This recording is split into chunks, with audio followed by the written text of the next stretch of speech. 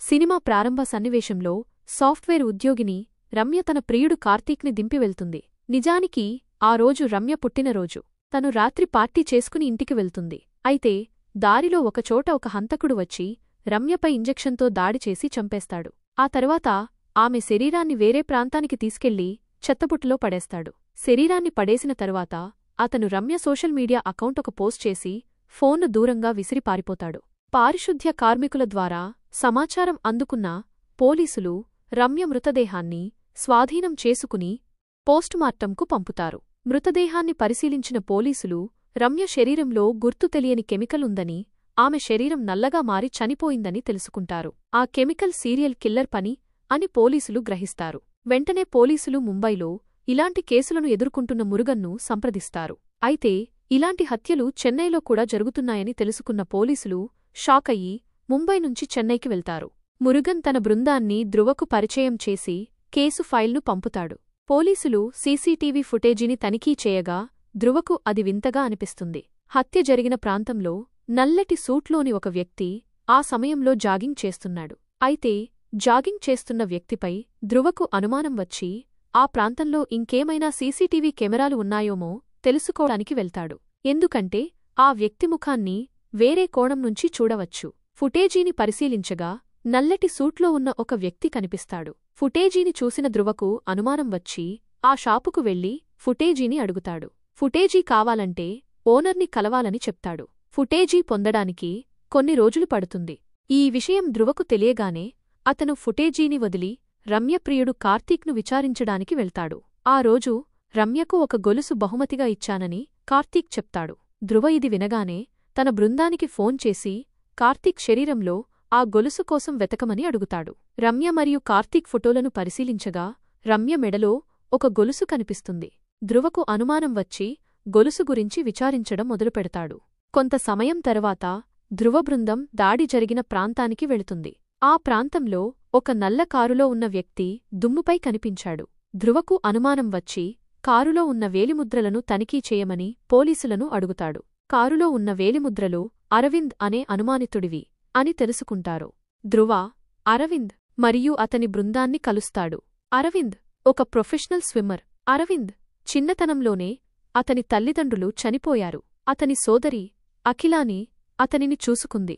అతను క్రీడా కోటాలో ప్రభుత్వ ఉద్యోగం పొందాలని ఆశించాడు. అతను ఈత ఉద్యోగం పొందడానికి చాలా కష్టపడ్డాడు. కాని అతని పనితీరు తగ్గిపోవడంతో అతని కోచ్ అరవింద్ను మందలించాడు. అరవింద్కు బీపీ మరియు తలనొప్పి సమస్య ఉండేవి. అతను ఒక రకమైన మందులు తీసుకునేవాడు. అతను టాబ్లెట్లు తీసుకోకపోతే అతను నియంత్రణలో ఉండడు. ధ్రువ అరవింద్ను కలవడానికి వచ్చినప్పుడు అతను అతన్ని ఒక గదిలో బంధించి పర్యవేక్షించాడు. అతను తన మనస్సును అసలు వ్యక్తిత్వం నుండి దూరం చేయడానికి ఇలా చేశాడు. కట్లు వెయ్యకుండా ఒంటరిగా వదిలిస్తే తనలో ఉన్న అసలైన పర్సనాలిటీ బయటికి వస్తుందని ఈ విధంగా చేస్తుంటాడు. ధ్రువ అనుకున్నట్టే అరవింద్లో బిహేవియర్లో మెల్లగా మార్పులు రావడం స్టార్ట్ అవుతుంది. అరవింద్ మాత్రం గట్టిగట్టిగా అరుస్తూ తన బ్యాగులో ఉన్న టాబ్లెట్స్ని వెంటనే ఇవ్వమని అరుస్తూ ఉంటాడు. వెంటనే అనుమానం వచ్చిన ధ్రువ ఆ బ్యాగ్ని చెక్ చేయగా అందులో ఎడిట్స్ యూజ్ చేసే అన్ప్రిస్క్రైబ్డ్ మెడిసిన్ ఉంటుంది. అది చూసిన ధ్రువ నిజంగా అరవింద్ ఎడిక్ట్ అయ్యాడు అని అనుకుంటాడు. అలా కొద్దిసేపటికే రూంలో ఉన్న అరవింద్ అపస్మారక స్థితికి వెళ్ళిపోవడంతో టెన్షన్ పడి వెంటనే ధ్రువ ఆ మెడిసిన్స్ని అరవింద్కి ఇచ్చేస్తాడు. కొద్దిసేపటికి నార్మల్ అయిన అరవింద్ని ఇంటరాగేట్ చేయడం స్టార్ట్ చేస్తాడు ధ్రువ.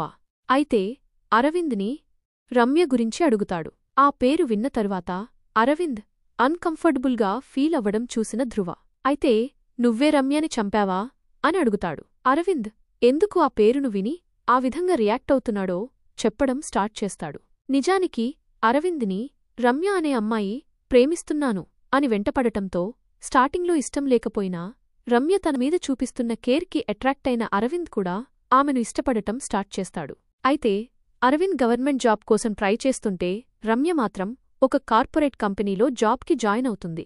అప్పుడే తన మేనేజర్ తనని పెళ్లి చేసుకుంటే తనతో పాటు యుఎస్ వచ్చే ఛాన్స్ రమ్యకి ఇస్తానని చెప్పడంతో అదే విషయాన్ని అరవింద్తో చెప్తుంది. అయితే అరవింద్ మాత్రం తన చెల్లిని ఒంటరిగా వదిలేసి రాను అని చెప్పడంతో విన్న రమ్య నువ్వు ఇక్కడ లేకపోతే నీ చెల్లి కంట్రోల్ తప్పుతుందే అని భయపడుతున్నావా అని అనడంతో అది విన్న అరవింద్ కోపంతో రమ్యాని కొట్టి తన నంబర్ని 3 డేస్ బ్లాక్ చేసి కంట్రోల్లోకి తెచ్చుకుందామనుకుంటాడు. కాని 3 డేస్ తర్వాత నుంచి కూడా రమ్య దగ్గరనుంచి ఎటువంటి రెస్పాన్స్ లేకపోవడంతో వెంటనే అరవింద్ రమ్య కోసం ఎంక్వైరీ చేయగా తను జాబ్ రిజైన్ చేసి వెళ్లిపోయిందని తెలుసుకుని ఎంతో బాధపడతాడు. కొన్ని రోజుల తర్వాత ఆ సోషల్ మీడియా నోటిఫికేషన్ ద్వారా వ్యాలంటైన్స్ డే రోజు ఒక హోటల్లో రమ్య ఉందని తెలుసుకుని వెంటనే అక్కడికి వెళ్లిన అరవింద్కి షాక్. రమ్య తన మేనేజర్తో క్లోజ్గా ఉండటంతో అది చూసిన అరవింద్ రమ్యకి సారీ చెప్పి తిరిగి తనతో పాటు వచ్చేయమంటే ఆమె తన మేనేజర్తో ఇతను ఎవరో నాకు తెలీదు, నువ్వు ఒక లూజర్ అని చెప్పి తిట్టడంతో అందరూ కూడా అరవింద్ని కొట్టడంతో తనకి బాగా దెబ్బలు తగులుతాయి. అలా వెళ్లిపోతున్న సమయంలోనే అతను తిరిగి పక్కనే ఉన్న స్విమ్మింగ్ పూల్లో పడిపోతాడు. అయితే అదే ప్లేస్లో ఒక పెద్ద డ్రగ్ డీలింగ్ జరగడంతో ఆ గ్యాంగ్ మెంబర్స్ అందరూ కూడా అక్కడున్నటువంటి కొంతమంది ఫింగర్ ప్రింట్స్ తీసుకుని అరవింద్తో పాటు ఇంకొంతమంది అమాయకుల్ని ఆ కేసులో ఇరికించి అక్కడ్నించి పారిపోతారు. అలా జరిగినదంతా కూడా అరవింద్ ధ్రువతో చెప్తాడు. కాని నువ్వు టాబ్లెట్లు ఎందుకు తీసుకున్నావు అనడిగినప్పుడు అరవింద్ తనకున్న రేర్ కండిషన్ గురించి చెప్పడం స్టార్ట్ చేస్తాడు. అది ఏమిటంటే అరవింద్కి నార్మల్ పీపుల్స్తో పోలిస్తే మెమొరీ పవర్ చాలా ఎక్కువ. అతను ఏ విషయాన్ని త్వరగా మర్చిపోడు. అంతేకాకుండా అరవింద్ చిన్నప్పుడు తన ఊర్లో ఉన్నటువంటి ఒక మిస్టీరియస్ బావిలో అనుకోకుండా పడిపోవడంతో తన బ్రీతింగ్ కోసం ఇబ్బంది పడుతున్న టైంలో ఆ బావిలో ఉన్నటువంటి ఒక మిస్టీరియస్ తాబేలొచ్చి తనకు హెల్ప్ చేస్తుంది. ఈ విధంగా అప్పటినుంచి కూడా తనకే నీటిలో అందరికంటే ఎక్కువగా ఊపిరి బిగబట్టడం అలవాటవుతుంది. అలా చేస్తున్న టైంలో తన ఆత్మ టైం ట్రావెల్ కూడా చేయగలదు. ఇదంతా విన్న ధ్రువ మరియు తన టీం షాక్ అవుతారు. అప్పుడే ధ్రువ, మరి నువ్వు ఆ డాలర్ సింబల్ ఎందుకు ఆ కారుమీద గీశావు అని అడుగుతాడు. అరవింద్ ఎప్పటిలాగే ఆ రోజు నైట్ అక్కడికి జాగింగ్ వెళ్ళినప్పుడు ఏమి జరిగింది గుర్తు తెచ్చుకోవడం స్టార్ట్ చేస్తాడు. అప్పుడే అరవింద్కి ఆ లాకెట్ని తన రోడ్డు మీద ఉన్న నీడ రిఫ్లెక్షన్లో చూశాను అని చెప్పాడు. ఆ లాకెట్ని తీసుకుందామన్న టైంకి తనకి బొద్దింకలు అంటే భయం ఉండటంతో వెంటనే అక్కడికి వచ్చిన బొద్దింకను చూసి పారిపోతాడు. అప్పుడే అరవింద్, చాలా లేటైంది సార్, మా చెల్లి నా కోసం వెయిట్ చేస్తూ ఉంటుంది, నేను వెళ్ళిపోతాను అనడంతో అరవింద్ని అక్కడ నుండి పంపిచేస్తాడు ధ్రువ. అప్పుడే అక్వేరియం షాప్ అతను ఫుటేజీలు తీసుకుని అక్కడికి వస్తాడు. ఇక ఆ ఫుటేజిని చెక్ చేస్తున్నప్పుడు అరవింద్ చెప్పినట్లుగానే తన పక్కనొక లాకెట్ ఉంటే కనిపిస్తుంది ధ్రువ వాళ్లకి. అలా అరవింద్ భయపడి అక్కడ నుండి పారిపోయిన తర్వాత ఒక వ్యక్తి అక్కడికి వచ్చి ఆ లాకెట్ని తీసుకుంటాడు. అయితే ఆ వ్యక్తి యొక్క ముఖమైతే కనిపించదు. అలా ఆ వ్యక్తి ఒక మోడిఫైడ్ కారులో అక్కడ నుండి వెళ్ళిపోతూ ఉంటాడు. ఇక ఈ కేసులో వాళ్లకి అరవింద్ మాత్రమే హెల్ప్ చేయగలడు అని అర్థం చేసుకున్న ధ్రువ వెంటనే అరవింద్ని కలవడానికి వాళ్ళ ఇంటికి వెళ్తాడు. అక్కడే అరవింద్ వాళ్ల చెల్లి అఖిలని చూస్తాడు ధ్రువ. వాళ్ళిద్దరికీ అఖిల చనిపోయిన తన కూతురు ప్రియలా కనిపిస్తుంది.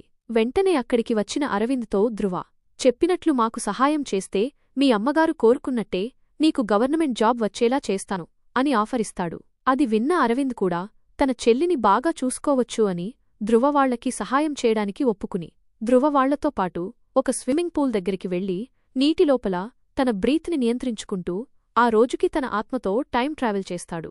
అప్పుడే తాను అక్కడ్నించి భయపడి వెళ్లిపోయిన తర్వాత ఆ లాకెట్ని తీసుకున్న వ్యక్తి కారులో ఉండి అక్కడ్నించి వెళ్ళిపోతూ ఉంటాడు. అప్పుడే అరవింద్ ఆత్మ కూడా ఆ వ్యక్తిని ఫాలో చేసుకుంటూ వెళ్తుంది.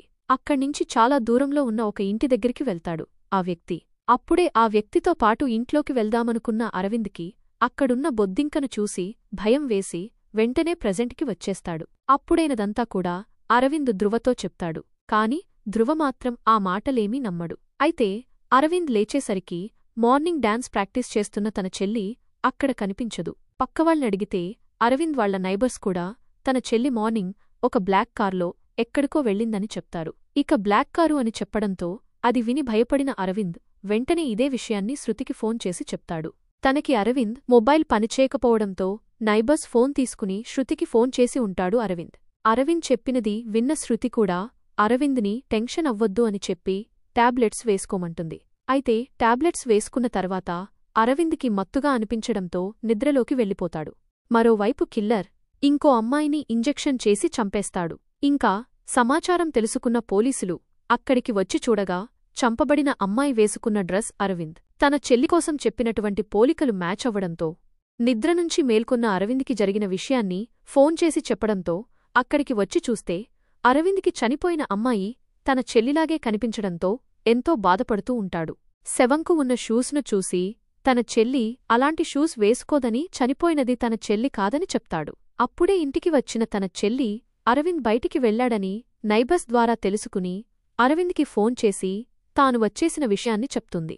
తన చెల్లి సేఫ్గా ఉందని తెలుసుకున్న అరవింద్ ఎంతో హ్యాపీగా ఫీలవుతాడు. ఇప్పుడే అరవింద్కి తన కూతుర్ని పోగొట్టుకుని ధ్రువ ఎంత బాధపడుతున్నాడో అర్థమవుతుంది. ఇప్పుడే అరవింద్ ఎలాగైనా సీరియల్ కిల్లర్ని పట్టుకోవడంలో ధ్రువకు సహాయం చేయాలని నిర్ణయించుకుంటాడు. మరోవైపు పోలీసులకి చనిపోయిన అమ్మాయిల స్కిన్ కేర్ సెంటర్ను నడిపిస్తున్న డాక్టర్ శాలినిగా తెలుస్తుంది. అప్పుడే శాలిని అకౌంట్ నుంచి ఎవరో శాలిని చావుకు సంబంధించిన ఒక పోస్ట్ని పోస్ట్ చేశారని తెలుస్తుంది పోలీసులకి. ఇక శాలిని కోసం ఇంటరాగేట్ చేస్తున్న పోలీసులకి అప్పుడే శాలినికి డైరెక్టర్ రాజేష్తో పరిచయాలున్నాయని తెలుస్తుంది. ఇక ఈ డైరెక్టర్ రాజేష్ ఎవరంటే కొత్తగా ఒక మూవీని డైరెక్ట్ చేయబోతున్న వ్యక్తి. మరో విషయమేమిటంటే రాజేష్ దగ్గరే కార్తీక్ కూడా ఫోటోగ్రాఫర్గా పనిచేస్తూ ఉంటాడు. మరోవైపు అరవింద్ ఆ కిల్లర్ని కనిపెట్టడానికి మళ్లీ స్విమ్మింగ్ పూల్ దగ్గరికి వెళ్లి టైం ట్రావెల్ చేస్తాడు. అరవింద్కి ఆ కిల్లర్ ఇంట్లో నార్కోటిక్ ప్రిపరేషన్ జరుగుతుందని తెలుస్తుంది. ఇది కాకుండా కిల్లర్తో మరో 3 వ్యక్తులు కూడా ఉన్నట్లు గమనిస్తాడు అరవింద్. అయితే అతను ఉన్న స్విమ్మింగ్ పూల్ వాటర్లో కెమికల్ ఎక్కువవడం వల్ల అరవింద్ అపస్మారకమవుతాడు. అప్పుడే అక్కడికి వచ్చిన క్లీనింగ్ స్టాఫ్ అరవింద్ను చూసి కాపాడి హాస్పిటల్లో చేర్చుకుంటారు. మరోవైపు శాలిని కేసుని స్టడీ చేస్తున్న ధ్రువకి శాలిని తన క్లినిక్ కోసం షూట్ చేసిన యాడ్లో యాక్ట్ చేసిన అమ్మాయి స్కిన్ టోను ఇప్పుడు చనిపోతున్న వారి స్కిన్ టోను యథాతథంగా ఉండటంతో యాక్ట్ చేసిన అమ్మాయి ఎవరి అని చెప్పి ఎంక్వైరీ చేస్తాడు. అప్పుడే ఆ అమ్మాయి విన్నిలా అని తెలుస్తుంది ధ్రువకి. ఆ కిల్లర్ నెక్స్ట్ టార్గెట్టు విన్నిలా అని అర్థం చేసుకుని విన్నిలాని కాపాడటానికి శృతిని తీసుకుని ఆమెనే ఫాలో అవుతూ వెళ్తూ ఉంటాడు ధ్రువ. విన్నిలా డైరెక్టర్ రాజేష్ ఆఫీస్కి వెళ్లడంతో శృతిని విన్నిలా వెనకాల వెళ్లి అబ్జర్వ్ చేయమంటాడు ధ్రువ. అయితే శృతి మైక్రో కెమెరాని విన్నిలాకి అటాచ్ చేసి అక్కడ్నుంచి వచ్చేస్తుంది. ఇక ఆ కెమెరా ద్వారా లోపల ఏమి జరుగుతుందో కారులో కూర్చుని ధ్రువ చూస్తూ ఉంటాడు. లోపలికి వెళ్లిన విన్నిలా రాజేష్తో మాట్లాడుతూ ఎందుకు నన్ను మోసం చేశావు? తీయబోయే ఆ సినిమాలో నన్నే హీరోయిన్గా చేస్తానన్నావు. ఈ మాటలు నమ్మి నేను నా రంగు మార్చుకున్నాను, నా పేరు మార్చుకున్నాను, ఇంకేం చెప్పినా చేస్తాను అని అతనిని మోసం చేస్తూ మాట్లాడుతుంది. కానీ రాజేష్ మాత్రం నీకంటే మెరుగైన అవకాశం దొరికింది, తనే నా సినిమాలో హీరోయిన్గా నటిస్తుంది అంటాడు. విన్న విన్నిలా బాధతో అక్కడినుంచి వెళ్ళిపోతుంది. అప్పుడే కొత్త హీరోయిన్ విన్నిలాను చూసి తన సినిమా కోసం తీసిన డెమోషాట్ సినిమాలో మీ నటన చూసి నేను బాగా ముచ్చటపడ్డాను. సాయంత్రం లాంచ్ పార్టీకి మీరు కూడా రావాలని విన్నిలాని ఆహ్వానించడంతో విన్నిలా కూడా వస్తాను అని అక్కడ్నుంచి వెళ్ళిపోతుంది. రాజేష్ ఒక డెమోషాట్ సినిమాలో విన్నిలాని హీరోయిన్గా పెట్టి షూట్ చేసి ఉంటాడు. మరోవైపు హాస్పిటల్లో ఉన్న అరవింద్ మేల్కొనగానే వెంటనే ఈరోజు తన టోర్నమెంట్ ఉందని గుర్తు తెచ్చుకుని వెంటనే పాల్గొనడానికి టోర్నమెంట్ దగ్గరికి వెళ్తాడు. అనుకున్నట్లుగానే అరవింద్ టోర్నమెంట్లో మొదటి వస్తాడు. ఈదుతున్న సమయంలోనే అరవింద్కు కొన్ని విషయాలు గుర్తుకురావడంతో వెంటనే అక్కడికి వెళ్లి ఆ రోజు టైం ట్రావెల్ చేసినప్పుడు హత్యగాడి రూమ్లు చూసినటువంటి విన్నిలా వాసోని గీసి చూపించటంతో అది చూసినటువంటి ధ్రువకి హత్యగాడు నెక్స్ట్ చంపబోయేది విన్నిలానే అని ఖచ్చితంగా తెలుస్తుంది. ఇప్పుడు హత్యగాడి చిరునామా తెలిసిపోవడంతో తన టీంని అక్కడికి వెళ్లి వెతకమని చెప్తాడు ధ్రువ. కాని అప్పటికే హత్యగాడు ఆ రూముని ఖాళీ చేసి వెళ్లిపోయుంటాడు.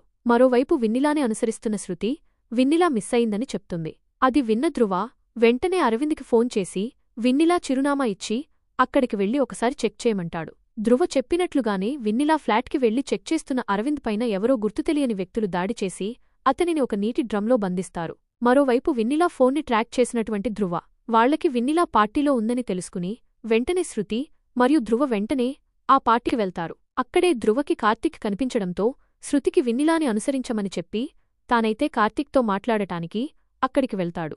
అప్పుడే కార్తీక్తో ధ్రువ విన్నిలా గురించి అడగగా సర్, విన్నిలా నాకు తెలుసు, హీరోయిన్గా చేస్తానని మోసం చేశాడు. నిజానికి విన్నిలా ఫోటోని నిశితంగా చూస్తే తనది ఎక్కడో ఇదివరకే చూసినట్లు అనిపిస్తోంది. అలా బాగా ఆలోచించినప్పుడే ధ్రువకి జరిగిన విషయం గుర్తుకొస్తుంది. నిజానికేమైందంటే తన కూతురు ప్రియా చదువుతున్న కాలేజీలో తన సీనియర్ ప్రియకు ప్రపోజ్ చేస్తూ ఉంటాడు. కాని ప్రియ మాత్రం నీకు ఆల్రెడీ ఒక గర్ల్ ఫ్రెండ్ ఉండగా నన్నెందుకు ప్రయత్నిస్తున్నావు అని మాట్లాడటంతో ఆ వ్యక్తి ప్రియ ముందు స్నేహితురాలా నీ అంత అందంగా ఉండదు అని చెప్పి ఫ్లర్ట్ చేయడంతో అది చూసినటువంటి ఆ వ్యక్తి గర్ల్ ఫ్రెండ్ అంటే కోపంతో ఊగిపోతూ ఉంటుంది. నిజానికి అదంతా కూడా ప్రియ స్నేహితుడి ద్వారా వీడియో కాల్లో చూస్తూ ఉంటాడు ధ్రువ.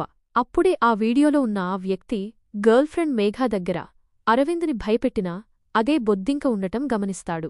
ఇక తన కూతుర్ని ఏడిపిస్తున్న వ్యక్తికి వార్నింగ్ ఇవ్వడంతో అతను ధ్రువాని వీడియో కాల్లో చూసి పారిపోతాడు. ఎందుకంటే ఆ వ్యక్తి కొన్ని చట్టవిరుద్ధమైన కార్యకలాపాలు చేస్తూ ఉంటాడు. ఇక అప్పుడే ధ్రువకి ఆ రోజు తాను ఆ వీడియో కాల్లో చూసిన అమ్మాయి ఈ వెన్నెల ఇద్దరూ ఒకటేనని అర్థమవుతుంది. మరోవైపు వెన్నెల కొత్త హీరోయిన్ల మీదికి జెమ్ ఇంజెక్షన్తో దాడి చేయడానికి రావడంతో అది గమనించిన ధ్రువ వెంటనే వెన్నెలను షూట్ చేసి చంపేస్తాడు. అలా వెన్నెల గురించి విచారణ చేయగా అప్పుడే వీళ్లకు కొన్ని విషయాలు తెలుస్తాయి. నిజానికి వెన్నెల పేరు మేఘ. నిజానికి మేఘ కెమిస్ట్రీలో నిపుణురాలు. మేఘ యొక్క జ్ఞానాన్ని ఉపయోగించుకుంటూ మేఘ బాయ్ఫ్రెండ్ కొన్ని డ్రగ్స్ను తయారుచేసి అమ్ముతూ ఉంటాడు. అయితే మేఘాని నిజంగా ప్రేమించాడు. కాని మేఘ మాత్రం తన లవర్ని నిజంగానే ప్రేమిస్తుంది. ఎప్పుడైతే ప్రియ ముందు తనని అవమానించి మాట్లాడతాడో అది చూసి తట్టుకోలేని మేఘ చర్మం కాలిపోయి రంగుమారి చనిపోయినట్లు ఒక డ్రగ్ని సృష్టించి మొదట తన బాయ్ఫ్రెండ్ మీదే ఉపయోగించి చంపేసిన తర్వాత ప్రియమీదే ఉపయోగిస్తుంది. అలా అక్కడ్నించి తప్పించుకుని చెన్నైకొచ్చి ఒక మెడికల్ షాప్లో పనిచేస్తూ ఉంటుంది. అప్పుడే వెన్నెలను చూసిన డైరెక్టర్ రాజేష్ వెన్నెల కళ్ళు బాగా ఆకట్టుకోవడంతో ఫోటోలు తీసి జెస్కీకి చూపించాక తను కూడా అందమైన హీరోయిన్గా తీసుకోవడానికి ఒప్పుకుంటాడు. ఇదే విషయాన్ని వెన్నెలకు చెప్పగా మొదట్లో నటించడానికి ఇబ్బంది పడినా రంగును చూసి కాకుండా తనని తనలా ఇష్టపడేవాళ్లు ఉన్నారని అనుకుని రాజేష్ వాళ్లకి ఒప్పుకుని నటించడం మొదలుపెడుతుంది. ఈ క్రమంలోనే కార్తీక్ ప్రపోజ్ చేస్తే తను తిరస్కరించడంతో తన పాత స్నేహితుల సహాయం తీసుకుని తన బాయ్ఫ్రెండ్ని చంపినట్లుగానే రమ్యాని తన క్లినిక్ అభివృద్ధి కోసం తనని ఉపయోగించుకున్న శాలినిని కూడా చంపేస్తుంది. నిజంగా వెన్నెల గురించి విచారణ చేసిన ధ్రువ వెన్నెల యొక్క డ్రగ్స్ వ్యాపారంతో పాటు ఈ కేసుని కూడా పరిష్కరించినట్లు చూపిస్తూ ఈ సినిమాను ముగిస్తారు. ఇంతటితో ఈ సినిమా అయితే ముగిసింది ఫ్రెండ్స్. ఈ సినిమాపై మీ అభిప్రాయాన్ని కామెంట్ బాక్స్లో మాతో పంచుకోండి. ఇలాంటి మరిన్ని వీడియోస్ కోసం మా ఛానల్ని సబ్స్క్రైబ్ చేసుకోవడం మాత్రం మర్చిపోకండి. ఇంకో వీడియోతో మళ్ళీ కలుద్దాం. అంతవరకు బాయ్.